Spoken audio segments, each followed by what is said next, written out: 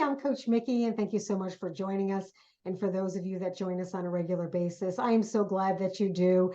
And for those of you that are joining us for the first time, come on in and make yourself comfortable. I am so glad that you had an opportunity to stop by and see our guest today. And I am really excited. I'm very honored and thrilled that she took an opportunity out of her very, very busy schedule to be with us today. And for those of you that reach out to me on a regular basis and have always been in my corner to help us with a lot of charity work and other things that we've done, you guys are really, really in for a special treat today. And we're going to give you an avenue that we're going to be able to reach out, as they would say, across the pond, because she's in London, to be able to help her with some of her things that she's working on. So I'm going to just read a little bit about her bio, and I'm so excited to have you with us today, Dr. Pauline, or excuse me, Professor Pauline Long. Professor Pauline Long is an AUGP Nobel Peace Prize recipient. She is a multi-award-winning serial entrepreneur, a serial philanthropist. Excuse me, I am going over my words, and I'm going to tell our friends right now, it is 9 a.m. for her in London, and it's 1:30 for me here in the United States. I can't believe you're still awake. She is the presenter, and she has been listed on Black Women in Europe's Powerlist, named the most outstanding woman of the year, Europe's most powerful woman for changing many, many lives through the BEFFTA, and Global African American of the Year in 2022. She's also been honored in the UK Parliament as one of the 100 most outstanding Africans. She is a graceful humanitarian, a peace activist, and most celebrated African woman in Europe, with 18 Lifetime Achievement Awards and over 355 awards given to her for her endless service to the society of selfless support that she gives to charities.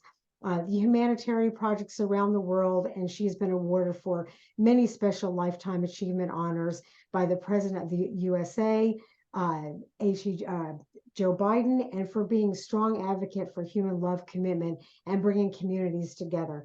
Professor Long has been named by the NELA Academy Awards as a phenomenal leader for 5 consecutive years, and an honor she does not take lightly, and is committed as a servant leader. And I know the list just goes on, and this is why I really wanted to have you on with me today, because the amount of charity work and what you do and how you stretch across the globe is just absolutely amazing. So I'm going to let you just tell our circle of friends, what you're doing and how we can help.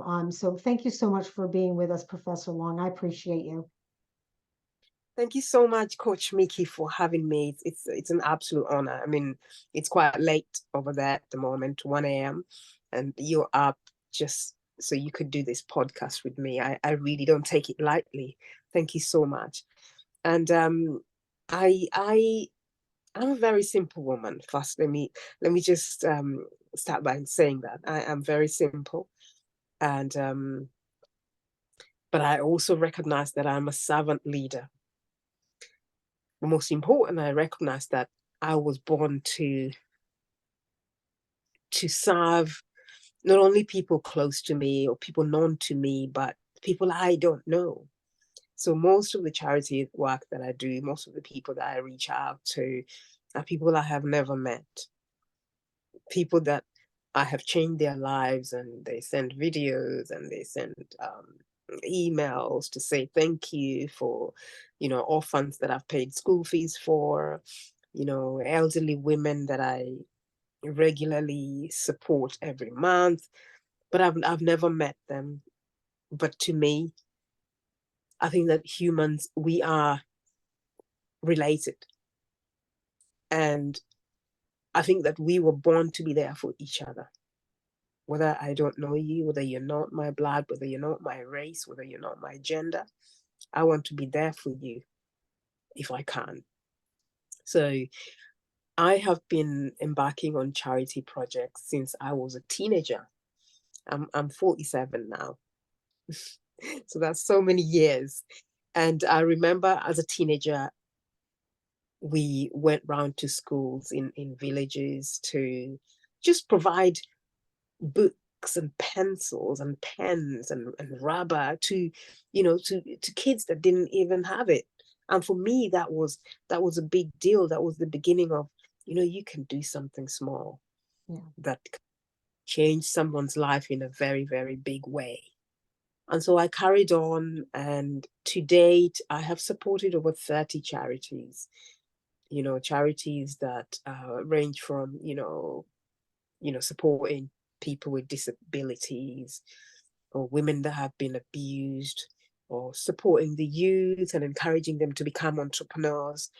And the one particular one that I'm now close to my heart that I want to get into is modern slavery and, and sex trafficking, because I realized that these two things are a menace in the world, but they have really taken over. So I really want to get involved in these two, whilst I'm still behind the scenes, supporting women, to be able to find for themselves, especially women that have been abused, to let them know that it's not the end. I bought land in Kenya recently. I'm building a shelter for women. Like, I don't want to call it a refuge center. I would want to call it a creativity center, even though it's a place where they will come and gather and, and meet and talk about their challenges. But it's also a center where they will come and learn and, become entrepreneurs, become self-sufficient, be able to put food on the table to their families. It is a place where elderly women, if they're lonely in their homes, then they can still come here and meet other women and come together and just be one. So that's one of the big projects I'm embarking on at the moment, to build this huge center. And of course, I cannot do it, by myself. I will need support, a lot of support from, well-wishers around the world, and from you as well, Coach Mikki. I'm sure I can count on you. That's why we're here. and, And I'm sure, maybe one of the conference rooms, we can name it after your name, Coach Mikki Conference Room. So we just want women to be inspired by other women as well. Those women, even though they're in a village, they can be inspired by women from different parts of the world, like yourselves.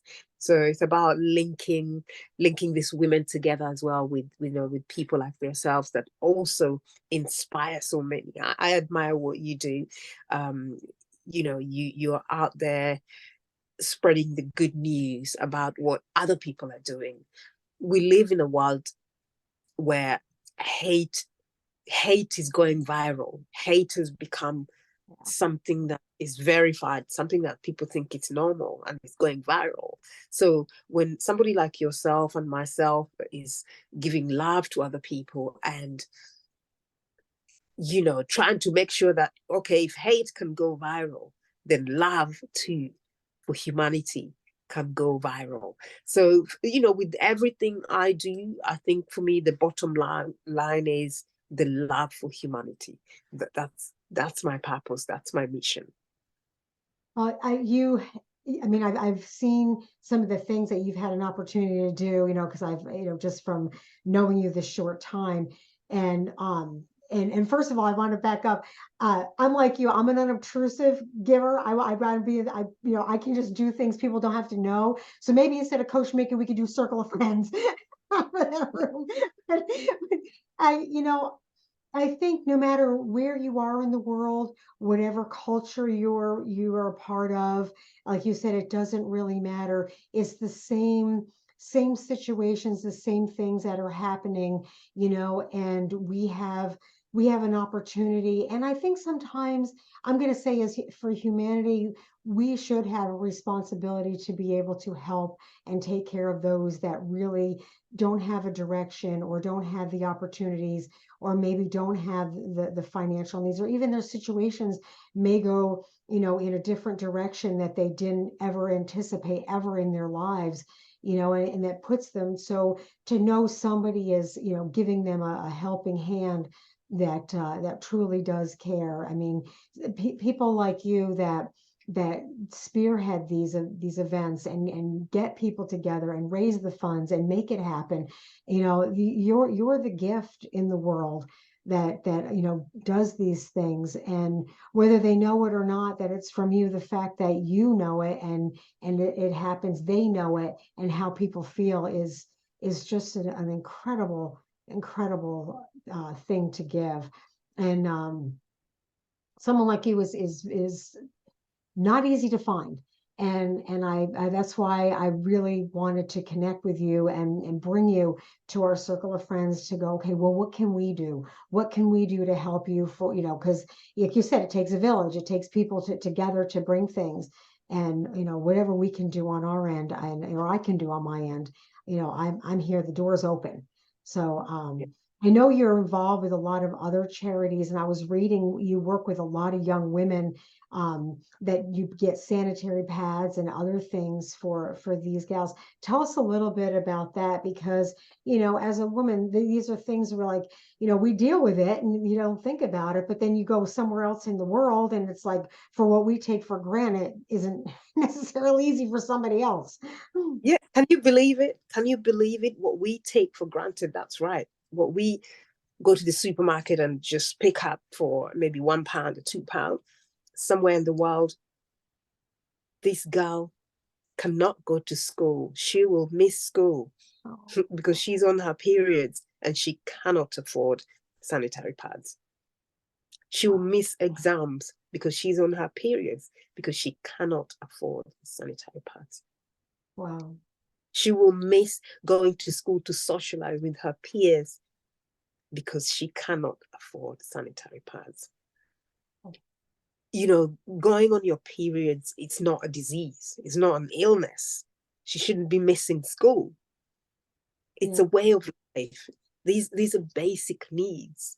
And so for me, the campaign, I started a campaign called For Me, For Her.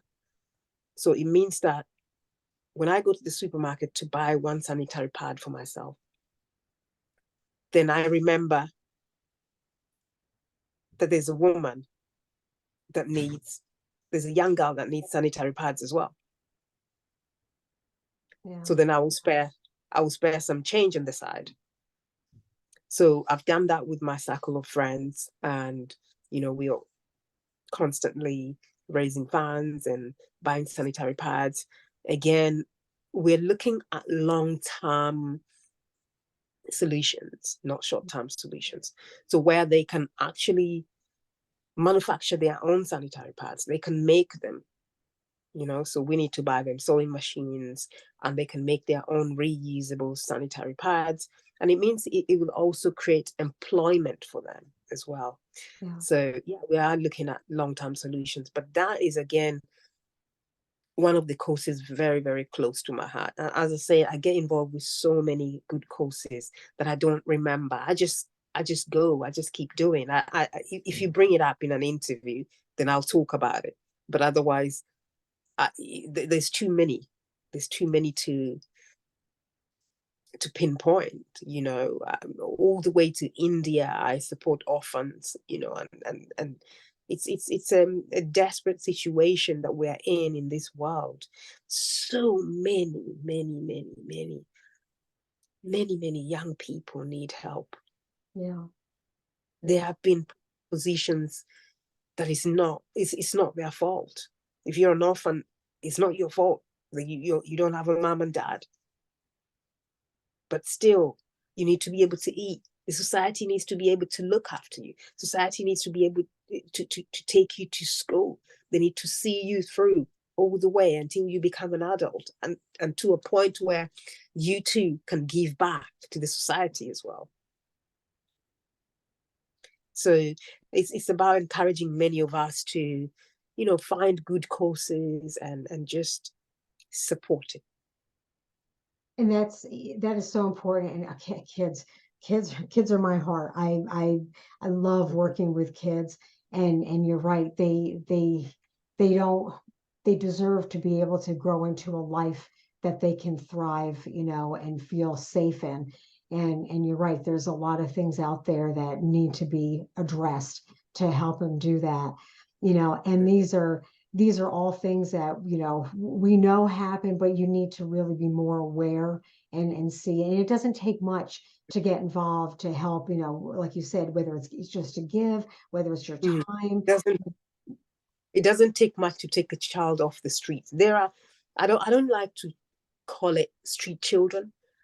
I started years ago, I started a campaign called Shout Campaign.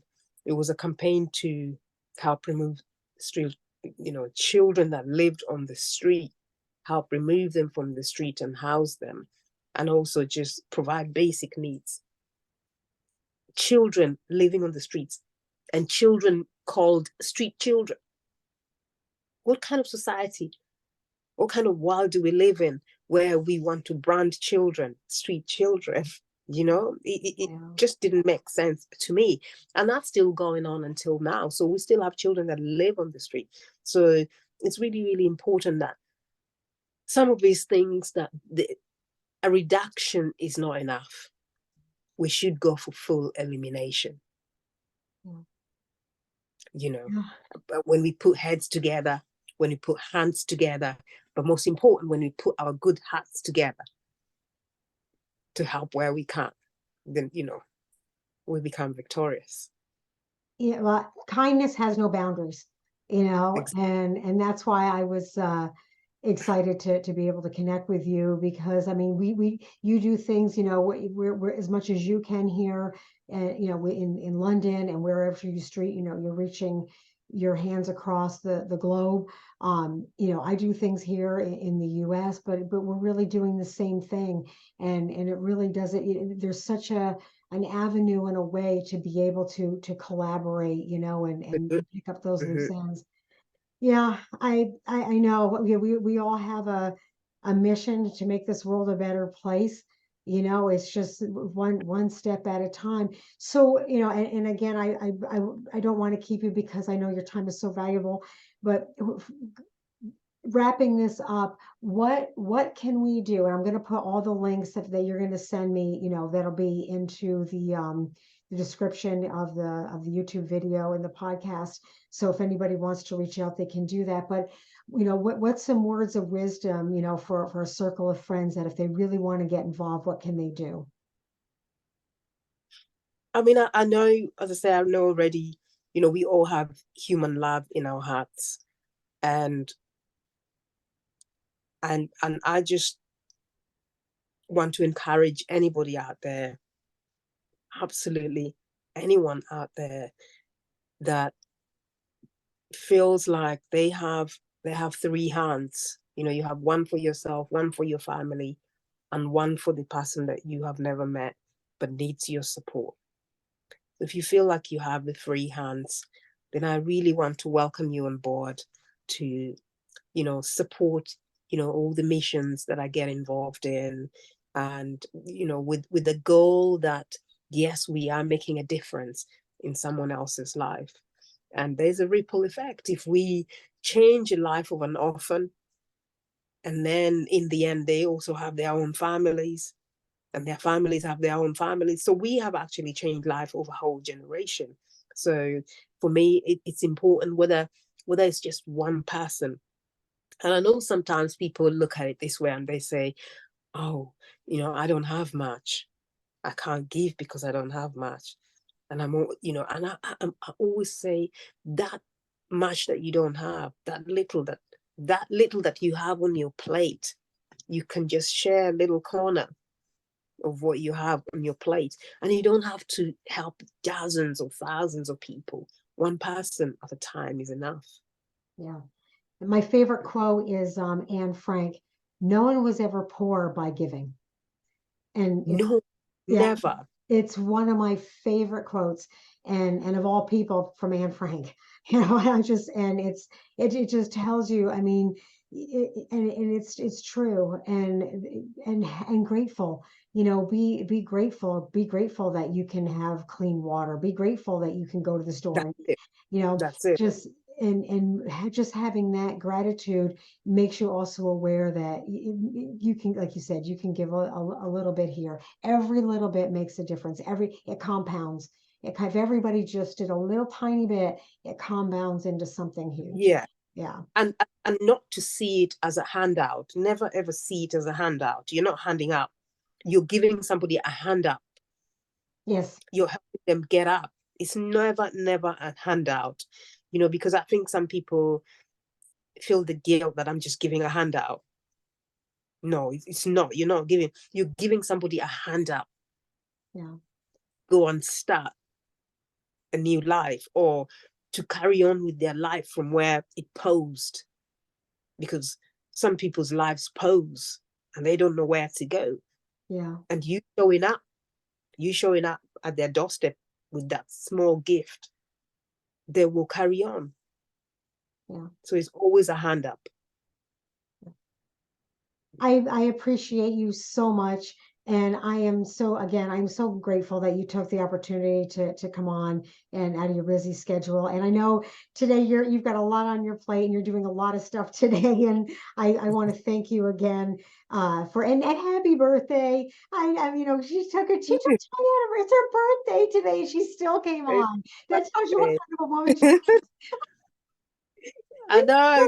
Someone should celebrate you. You need to celebrate you, and I'm sure I'm sure you're going to do a million things for everybody else, but take 5 minutes to celebrate you. I'll try. I'm going to celebrate you right now and wish you a happy birthday. Thank you so much. Thank you. I'll try my best to celebrate, But all I need is prayers. All I need is prayers. And I appreciate, anybody watching right now, all I need is your prayers. That's it. Yeah. That's the best gift you can give me on my birthday. Well, thank you again for being with us today. And I'm going to make sure that we share everything that we can through my avenue, and whatever you need. My door is always open, and I'm just a phone call away or an email away. Whatever you need, please let me know. I am there for you to help you with what we can. So thank you again. Thank you so much, Coach Mikki. I really do appreciate, that you took time out to speak with me, especially at this late time, on your end. Thank you. I appreciate it. Thank you so much. Thank you.